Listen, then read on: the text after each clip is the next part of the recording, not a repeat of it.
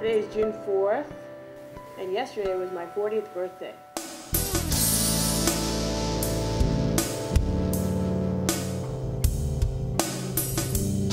I came from kind of a screwy Italian family, and although I was around a lot of people, I really felt I had trouble connecting to people.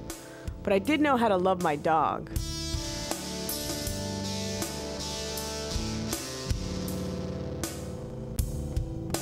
My boy Duncan here has lymphoma, and I have to take him back to chemotherapy. I'm gonna bring my video camera with me, and we'll see what happens.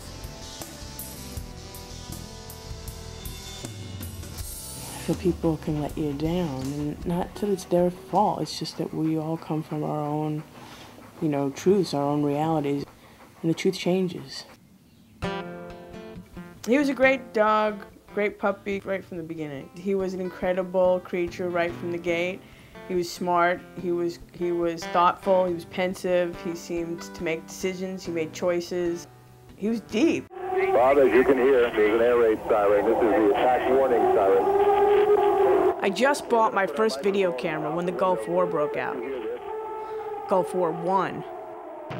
I started shooting pro-peace rallies in New York and Washington, and some friends and I put together a no-budget doc we called Peace TV. I remember on this particular day, George Bush I finally declared a ceasefire, and I said to my partner, I want a puppy, let's go get a puppy. Come on, the world is safe again for living creatures.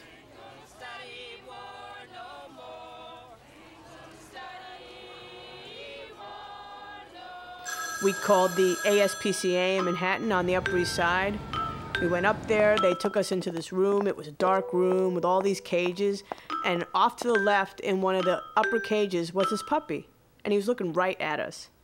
They opened the cage and we took the puppy out, and we decided to, take him into this little adoption room, and I remember he sat on my lap and he fit from the top of my thigh to my knee. And he just sat there the whole time, like really mellow. We took him, I became attached to him really quickly. We put him in one of those little boxes, we put him in a cab, and we took him home.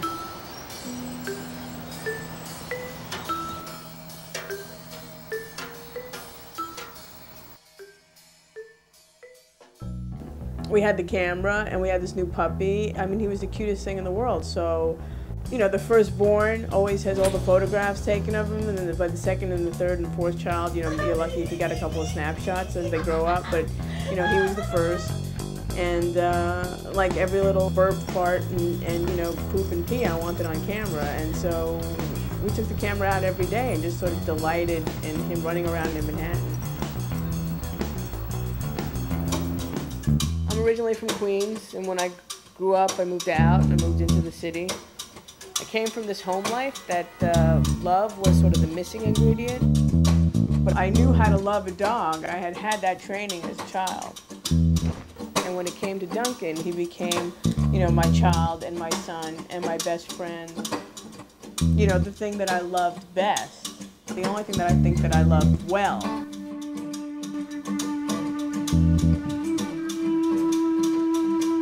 He loved water. He loved it, and that I discovered once we moved to Los Angeles, and we took him to the beach for the first time. We had just moved here, and he had had the horrible experience of being put in one of those dog crates and then going backwards down the conveyor belt, getting put into the airplane. God knows what happened, I don't want to know.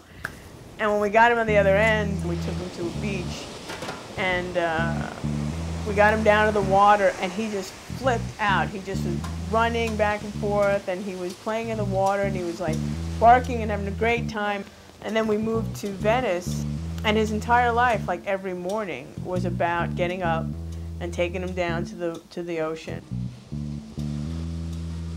Anyway, I have some attachment issues, perhaps.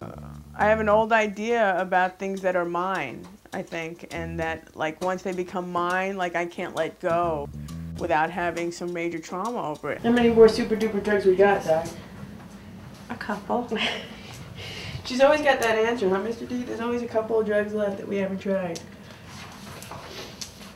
I don't think it's unreasonable to keep trying for now. Now, am I doing this because, for me, or is it still worth it for him? I mean, He doesn't sound like he's thrown in the towel, but if we can't reverse the disease again, he's going to continue to decline on a steady and increasingly rapid rate. Somewhere between, I would predict 10 days to 3 weeks. Wait. Are you saying in 10 days or 3 weeks this could happen? If we can't turn things around. Oh, fuck. Okay.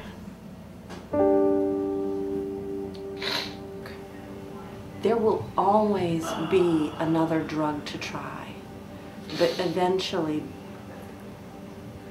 I think you'll see he reaches a point where his heart isn't in the fight. Okay.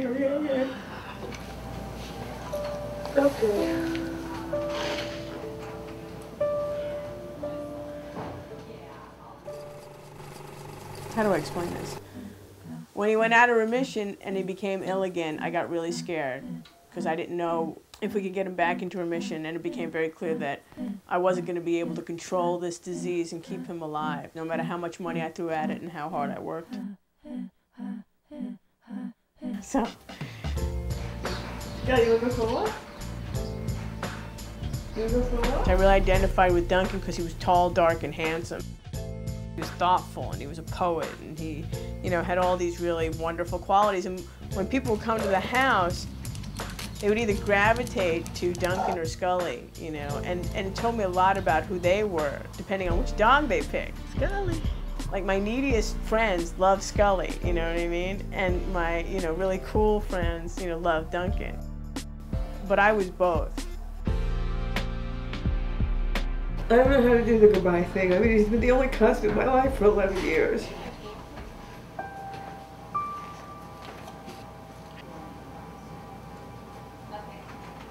I just can't imagine the transition. That's what freaks me out. It's like I can't imagine what that would be like.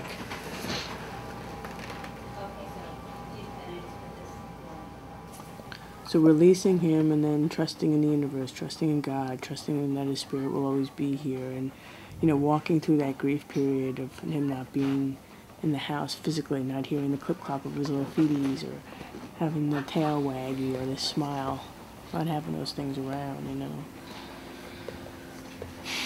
I know there's a great lesson here. Things changes in every instant, in every second, and that everything is impermanent. There's no guarantee that anything will be here, or anyone will be here tomorrow. His lessons are profound.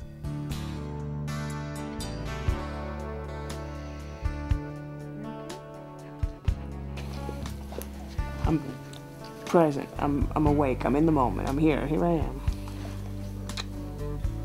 Whatever God has planned, whatever is in front of me, I'll just do. And it's either surrender or go crazy. What are you doing? What are you doing?